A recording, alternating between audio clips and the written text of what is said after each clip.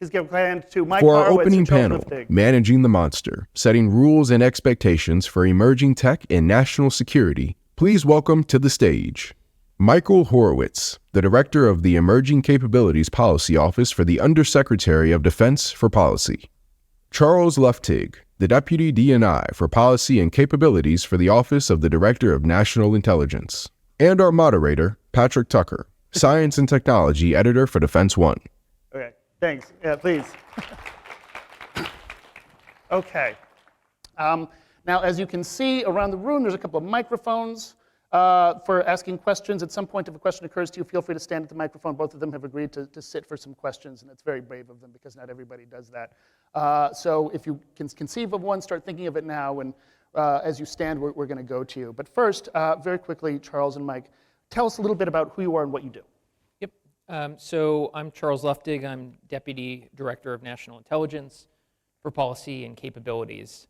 And sort of in that role, I oversee 7 offices within the Office of the Director of National Intelligence for Real Haynes, focusing on how are we postured today to confront the challenges that we face, but also how are we postured 5 to 10 years from now to face those challenges coming down the pike. And so we do that through managing human capital, making sure we have the talented and diverse workforce we need for the future, as well as bring on capabilities, acquisition, procurement, et cetera, and then the science and technology portfolio, which both manages and oversees the science and technology throughout the intelligence community, as well as IARPA, which invests in high-risk, high-payoff technology for the intelligence community. Okay, Mike. I mean, who am I is a complicated question. It all started back in Lexington, Massachusetts, the birthplace of American liberty. Oh, sorry, the job. Yes, it was your job. I run the Emerging Capabilities Policy Office in OSD Policy in the Pentagon, which is a new office in the Defense Department focused on trying to help on the policy side at accelerating emerging capability adoption and ensuring that the department does it in a safe and responsible way. And what that means is 4 things. The first is in the context of defense strategy, defense planning, and defense budgets, ensuring that emerging technologies like AI, directed energy, biotechnology, et cetera, are more appropriately reflected given the importance we think that they're likely to play in the future of war. The second is ensuring that department policy is aligned in a responsible way for things like autonomous weapon systems, directed energy, biotechnology. Does the department have the right policies to ensure that we can adopt emerging capabilities with responsible speed, as quickly as we need to, but in a way that's consistent with our values and the law? A third are questions surrounding strategic stability, trying to understand the way that emerging capabilities could present challenges to strategic stability, and how do we ensure that as the American military adopts them, that it happens in a way that enhances stability rather than detracts from it. And finally, working with allies and partners on these issues. My office, for example, is the OSD policy lead for AUKUS, the Australia, UK, US partnership that includes both that announcement that the president made 2 months ago about Australia, the pathway for Australia to acquire conventionally armed nuclear-powered submarines, but also a whole suite of cooperation on other advanced capabilities. Great, great. So, Charles, let me start with you because you're in charge of the S&T portfolio for kind of the IC. Tell us a little bit about what are your priorities in S&T for the coming year? Yep, happy to. And I should have started off by saying thank you for having us up here.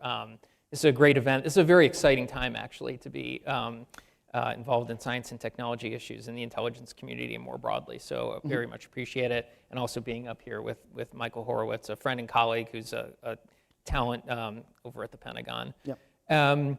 So when I think about the science and technology portfolio, I think about, I guess, several high-level points. One is obviously our adversaries' plans and intentions with respect to emerging technology, and certainly artificial intelligence is having a moment where people are focused on it, but it spans a range, obviously, right. Microelectronics, biotech, other things. So understanding that so that we can be postured to identify, detect, and perhaps counter in those areas where needed.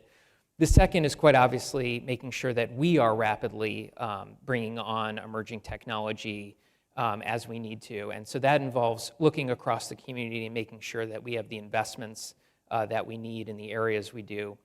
And then the last is the workforce piece, because we need to bring in people who obviously can help us manage today's issues, but they will need skill sets that may not even exist today. And so we need to be bringing in people with all sorts of diverse backgrounds.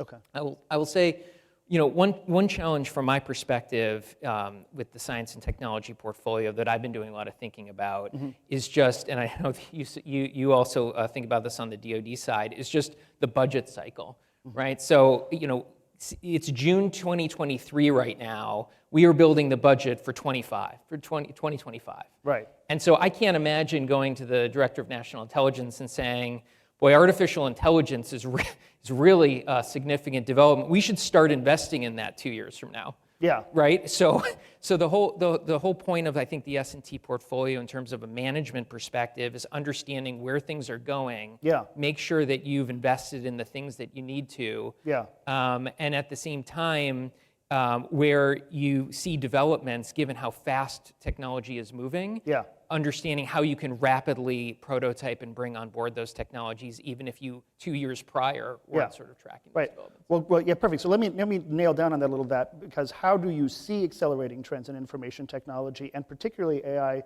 creating new opportunities and capabilities for the IC? Like, now that you have a chance to write the budget in 2 years or make suggestions about it, what are the trends that you're seeing that are going to be the most disruptive? Right. So that is in many ways the hardest question to answer, which is to forecast how is AI going to change the nature of our business going forward. And when we talk to our experts, it's very hard to forecast out 6 months, let alone 2 years. And so some of the things that we're thinking through is both with our partners and allies, but also internally, is what do they see as the challenges, what do they see as the opportunities, and what do we think we need to try and get ahead of? And so, the intelligence community, for example, has a lot of very unique data sets. And so one thing that we're focused on is how do we get those data sets normalized? How do we get our technology stack interoperable in a way that facilitates the rapid onboarding of AI where we see those opportunities? And that means a common architecture or an interoperable architecture. It means end-to-end data management. And it also means, from a policy and governance perspective, what do we need to do today so we feel comfortable bringing those models in or rapidly adapting AI to our mission sets? Okay. Yeah, let me turn to you, Mike, and sort of same question.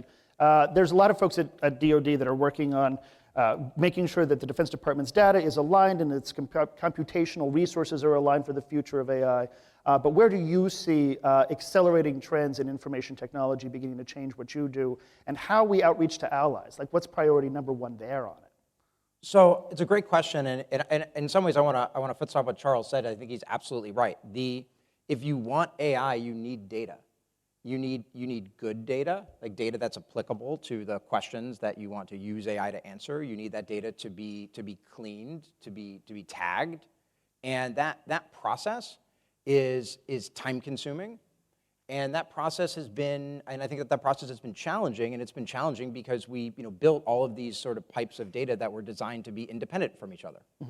And so the department, and there's a publicly available data directive that the Deputy Secretary of Defense signed, I think almost 2 years ago now, that sort of lays out a requirement for the Defense Department to make it easier to share internally, let alone externally. And that's really the foundation for what the Chief Digital and Artificial Intelligence Officer, Craig Martell, and his team are now working on now. And we're trying to figure out ways to collaborate with allies and partners more effectively on this, where we can potentially bring data together to train an algorithm, or even just share data in general to sort of get smarter. And that's something that the intelligence community thinks about as well, and thinking about intelligence sharing with with our Five Eyes partners, sort of with others, and that's a really big part of how we're thinking about capability development in the context of, of AUKUS and of other partnerships with allies, with other allies.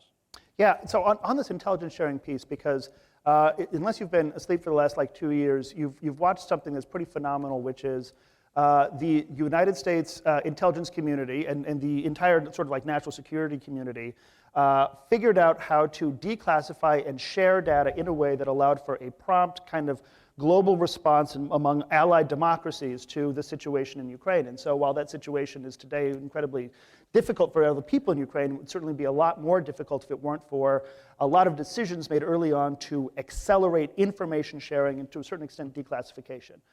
So how do you see the future of that going? Is that something that machine learning can facilitate a little bit better, understanding how to share more information more securely, but also more quickly with allies and partners to realize better tactical effects, to achieve something like deterrence and, if need be, to achieve kinetic victory if deterrence fails?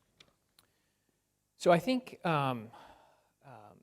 we're still learning some lessons from the developments over the last year or two in terms of the intelligence sharing that was done particularly in the Russian-Ukraine context. Yeah. That was a bit new for the intelligence community in some ways. Of course, we have a long history of sharing intelligence with other intelligence partners as part of intelligence exchanges.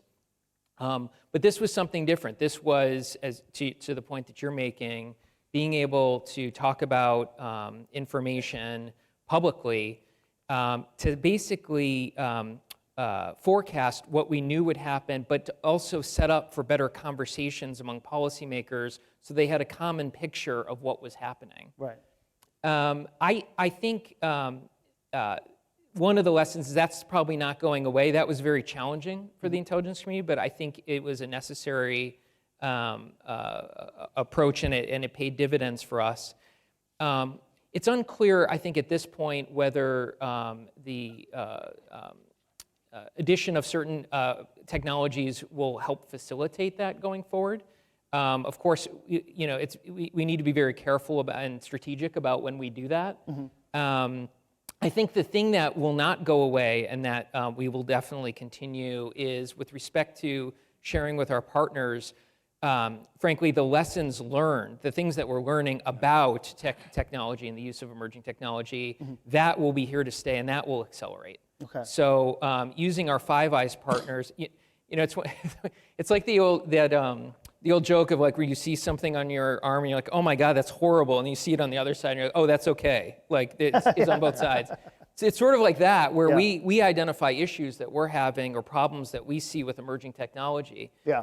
And we say, well, has anyone talked to our Five Eyes partners about it? Are they having this issue? And then when it turns out they are, policymakers are, oh, okay. Yeah. So we're all having this. We're all struggling with this. And then we can leverage what each other is learning and along the way, because there's a lot of challenges. And so finding common approaches will help us all through those things, I think. Okay. Yeah, Mike, let me turn that to you. Sort of a different, more defense take on the same question. The Defense Department has revised DOD Directive 3000.09. If you're not familiar with that, that is the 2012 directive under then Deputy Defense Secretary Ash Carter that basically lays out the rules for lethal autonomous weapons in warfare. And it's been revised to be more clear, but this time, that revision took place alongside international partners. So I wonder two things. Can you characterize for us the conversation among international partners about appropriate use of lethal autonomy in warfare? And I wonder if you can, second part, contrast that with anything that we see coming out of China and Russia in terms of their thinking on that subject. No, it's a great question. And when we update DoD Directive 3000.09 autonomy in weapon systems, one of the reasons was that inside the Pentagon, there were just so many different views of what the directive said, and that you had some folks on the inside that sometimes thought maybe certain systems were prohibited or certain things sort of weren't allowed, and then you had people on the outside that thought like the Pentagon is stockpiling killer robots in the basement or something, and you had this essentially huge gap between what the policy actually said, which is just that there should be a senior review before the formal development and the use of autonomous weapon systems that's in addition to all of the other sort of safety checks, testing and evaluation, et cetera, that weapon systems have. And the updated policy also incorporates things like DOD's ethical AI principles, the responsible AI strategy and implementation pathway, et cetera. And it's very consistent with what we're seeing from other allies and partners. If you look at NATO's ethical AI principles, for example, they're very similar to the Defense Department's ethical AI principles. And that's not an accident. It reflects in many ways our sort of common values and perspective on how we're thinking about what AI, when we would want to use AI, and how. And you also see this in the context of something that the US government launched in February, which is the political declaration on the responsible military use of AI and autonomy. And that's a set of strong norms that lay out principles for what responsible use looks like, that we're now working to bring other countries on board to endorse, since we think that by bringing the international community together on this issue, that there's a lot of possibility for a cooperation, and we want to encourage the rest of the world to take these issues as seriously as the department has, and in looking at our allies and partners, we're really encouraged by that. And I would say to the second part of your question about the contrast between the United States and other countries, one of the things, if you look at, I just mentioned 3 different Defense Department policies: DoD Directive 3000.09, DoD's ethical AI principles, and the responsible AI strategy and implementation pathway. You could Google any of those up right now, download the entire policy, and read it. They're all publicly available. That is in contrast to some of the competitors of the United States who are a lot less transparent in what their policies are concerning the development and use of artificial intelligence and autonomous systems, including autonomous weapon systems. Mm-hmm. And we think that there's a real distinction there. Yeah, so that opaqueness is I think, a little bit scary for a lot of us that are watching that, but there's also this hype factor. I remember covering, for instance, Russia capabilities in artificial intelligence and all the stuff that they were claiming that they were going to be able to do, and then they hit the mud in Ukraine, and it turns out that a lot of that was kind of kabuki. We have no idea in terms of China. We know that they have an incredibly large data set, primarily of what it's like to be an ethnically Han Chinese person that lives in China, but in terms of greater military capability, we don't exactly know what that data set looks like. So we don't know what they're training. We only know their ambitions to be an AI leader there. So we have a question I want to get to you in 1 second, but first I want to go back to this for a second, because while the US and allies are aligning on these policies, principles that govern AI use, especially in warfare, you're watching a divergence in terms of market, right? Right now, Europe is looking at new regulation that's going to severely impact the way artificial intelligence and a lot of startups operate in Europe. The United States is sort of behind. Is that a concern in terms of, now you've got the principles in place and you've got a broad understanding of the rules and regulations that will govern AI use, are you concerned at all that you're going to see too much of a diversity in terms of the ability of commercial sectors to now produce this stuff, now that you've laid out the rules of the road for how the US government and other allied governments can use them? That's a good question. I would say, in some ways, this gets into questions surrounding domestic regulation, both in the United States and in other countries, which is, certainly well beyond the remit of the Defense Department. And right. So I want to be careful here. I think that when it comes to the conversations that we have with allies and partners concerning AI, we're confident in our ability to work together in areas where it makes sense, where it's we shouldn't we both work together because we are allies and partners, and we work together to achieve an end, right? Which is greater greater capability, greater effectiveness, more information, and I think that there's a lot of conversation right now about what the regulatory environment's going to look like, both domestically and internationally, surrounding AI. If you look, for example, when the UK Prime Minister came last week at the statement that President Biden and he released, it talks about AI, the importance of cooperation on AI, and I think that all of that dialogue is going to move forward, and everybody's going to need to make sure that they're coordinated. And we have technology companies out there talking about it, sort of sounding the alarm on some of these questions. And there's an important conversation to be had, and I think that the administration is on top of having that conversation. Yeah, yeah. I know. I thought that was so telling that OpenAI went to go and testify on Capitol Hill about why it was important to make regulation around artificial intelligence, and they had some suggestions for what would kind of help to keep them in the market leadership position. Let me jump in on one other piece. Is that I don't think let me push back against one characterization you made. Okay. That there are proposed European regulations on on AI, and especially thinking about generative AI, large language models, doesn't necessarily mean that Europe is ahead. The United States has been an engine of innovation when it comes to AI, continues to be an engine of innovation when it comes to AI. And the United States will and people far smarter than me will figure out what the best approach is for the United States. But that Europe has an approach does not necessarily mean they're ahead or behind. Right. It means that they have an approach. Yeah. Good. That's a good point. Sir, please introduce yourself and question. And there's another mic here for folks that want to participate. Thank you. Yeah. I'm Bill Hederman. I'm an adjunct professor with the CSIS Maxwell Joint International Relations Program. My question arises out of volunteer work I do with the IEEE, so the Electrical Engineering Society. We are international.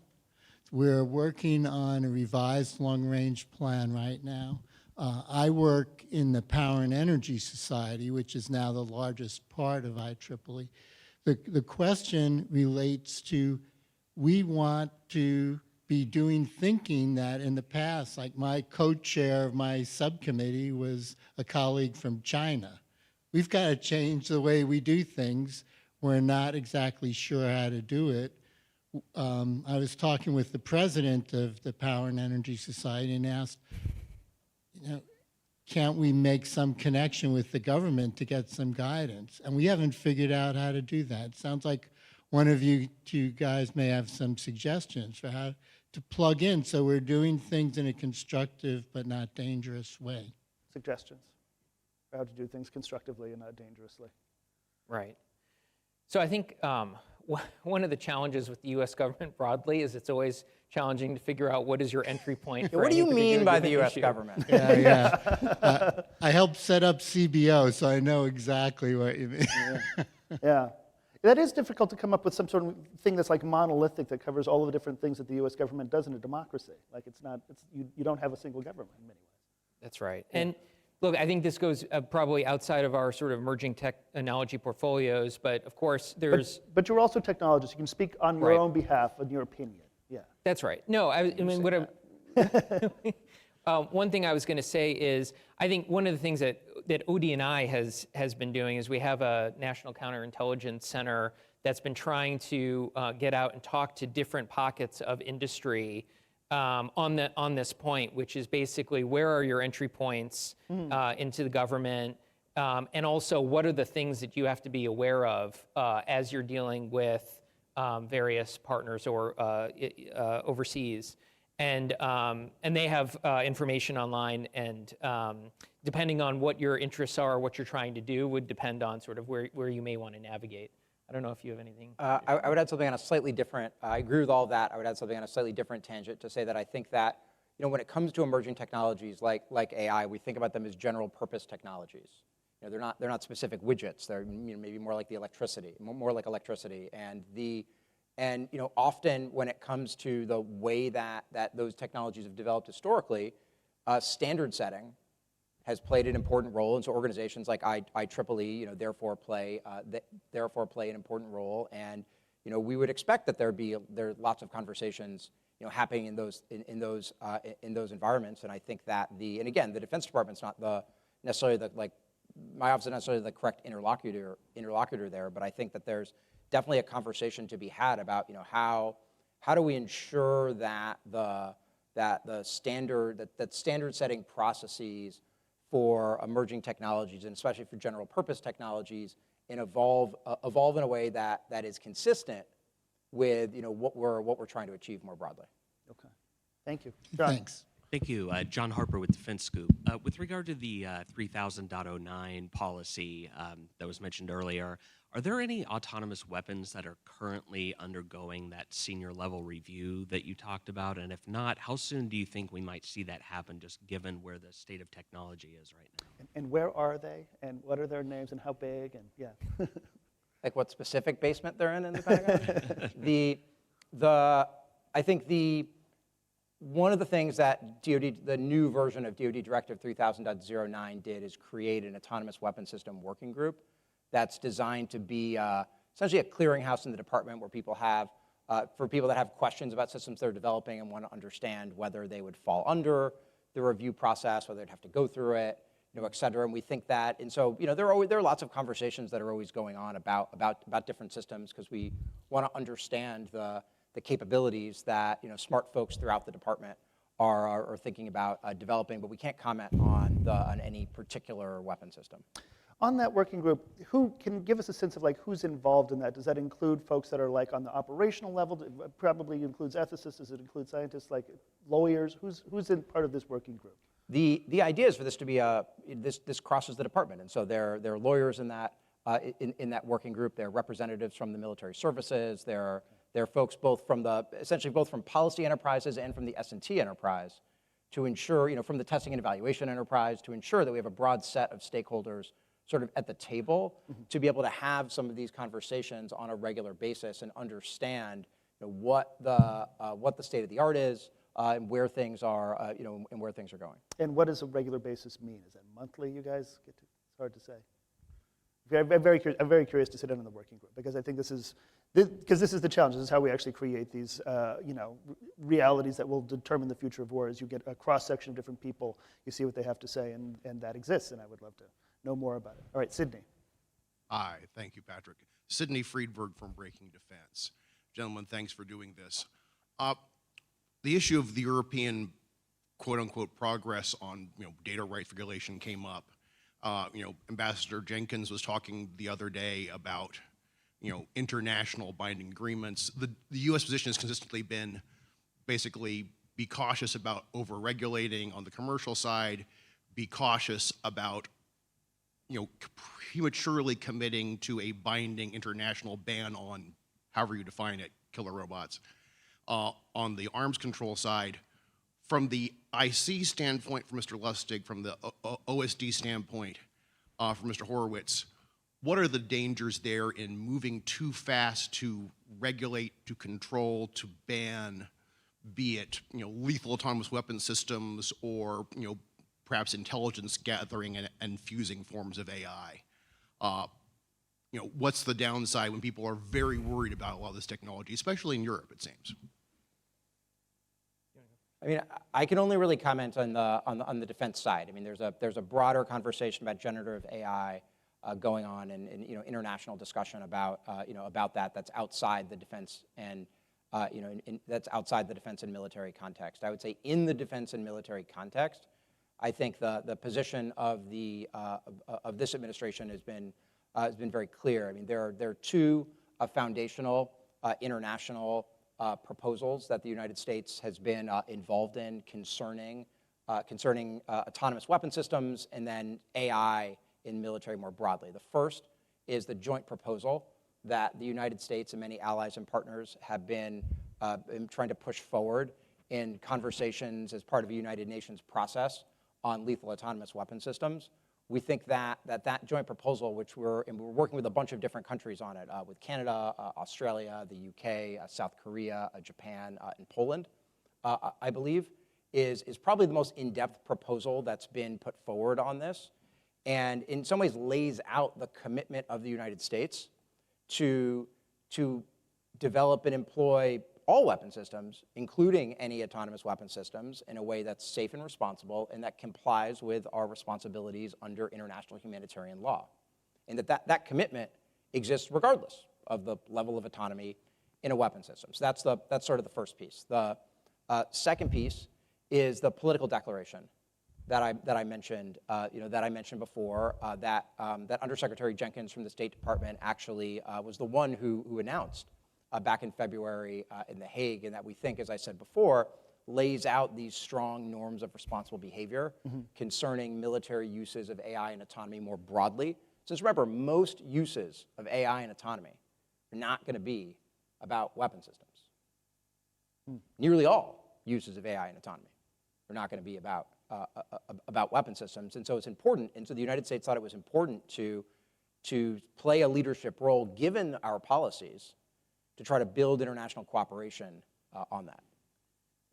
Right, and I'll say, just for me, obviously as part of the intelligence community, we recognize there's a lot of policy discussions ongoing that we will not wade into.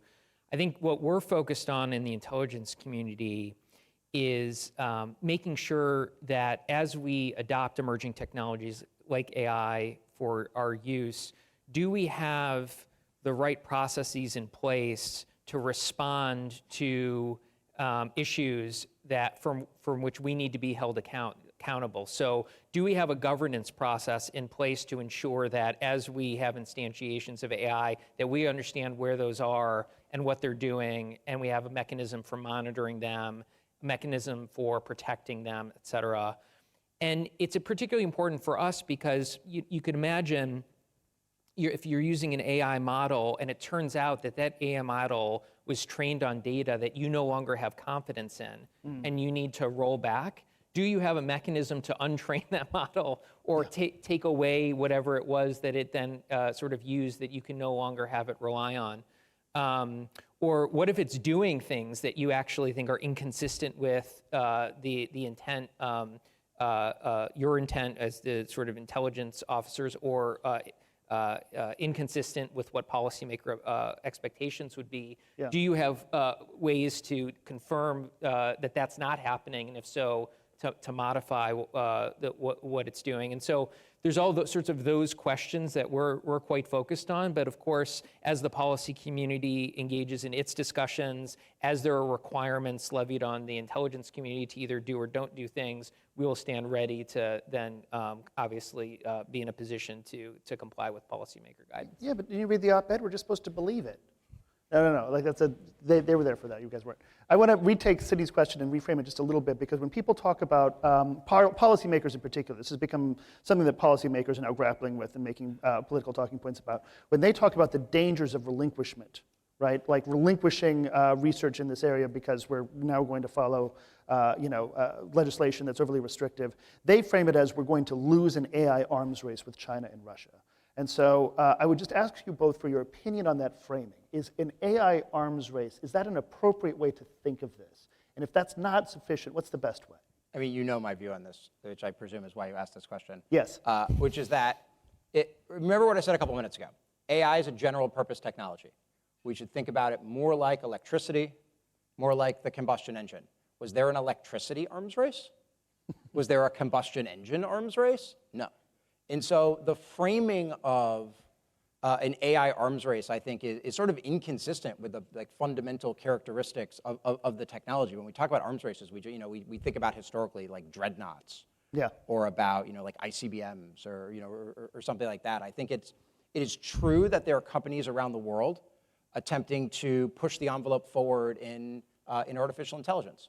It's true that there are governments, including the United States, really interested in how to best leverage artificial intelligence to help promote national goals, whether those are domestic or involve the intelligence community or the or the military. But I think the notion of an AI arms race per se just fundamentally mischaracterizes the kind of technology that we're talking about, given the breadth of applications across the civilian economy, our society, the military, the intelligence community, et cetera. Charles, what do you think? I think it's a narrow frame in the sense that I think we are in competition with China across a range of areas, across a range of emerging technologies, AI among them. I think what's interesting is, 5 years ago, if you would have asked, people would have said, well, there's no doubt that China will speed ahead of the United States with respect to AI, large language models, because they have access to more data and they don't feel the same restrictions, so to speak, with respect to privacy and civil liberties protections that we do. That hasn't happened. And there's a variety of reasons for why that may be the case. But I will just say, we are in competition with China across a number of aspects. We have shown that our innovation and other things have allowed us to, I think, produce some pretty amazing results to date. We will remain in competition with China on this and many other respects going forward. Yeah. Okay, we have time for a couple. This young lady, yes, please, because she was waiting. Thank you.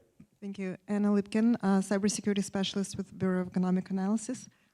This is too tall for me. Okay. So having a great policy is great. Having strong governance is great. What about the deterrence? So the picture that I have in mind, and I'm Russian, imagine Russia starts bombing Israel, for example, or America, and they say, well, oops, a robot has gone wild, and they learned from Iranian networks. We're off the hook. Do we have a response to that, or deterrent at least, so that won't happen? Or if it happens to the US? Yeah, the use of AI as a gray zone accelerant. I think that's a fascinating question. Do you grapple with that at all? Do you have to? I mean, I think that those are really important questions. I think if you look at the national defense strategy from the administration, it makes clear the emphasis on integrated deterrence and the way that we can think about deterrence and in the context both of military, both of hard military power, but also the intelligence community, also our diplomatic efforts, also the emphasis on campaigning that the national defense strategy lays out. I think the idea would be that this sort of integrated deterrence, that our approach to integrated deterrence means that we're able to deter those kinds of situations. Now, if what you're worried about is a technology accident, and whether there's a technology accident and sort of how that affects the risk of escalation, sort of, et cetera, that's part of what that political declaration is designed to achieve by getting countries to commit to a series of responsible behaviors concerning military applications of AI and autonomy that might make some kind of accident less likely. Yeah. Are we confident that if there was a autocratic state that wanted to use artificial intelligence, a fake accident to perform a certain operation, that we would be able to understand the actual intent behind that sort of subterfuge? Well, it depends. The classic intelligence community answer, it depends. Hopefully we would. I mean, I think maybe to take the question slightly differently in terms of how I guess I think about it, which is that, I remember 10 years ago when cyber was a huge focus for the Obama administration. Yeah. And there were all these conversations about, well, is cyber a domain, a technique, an opportunity, a risk, right? Yeah.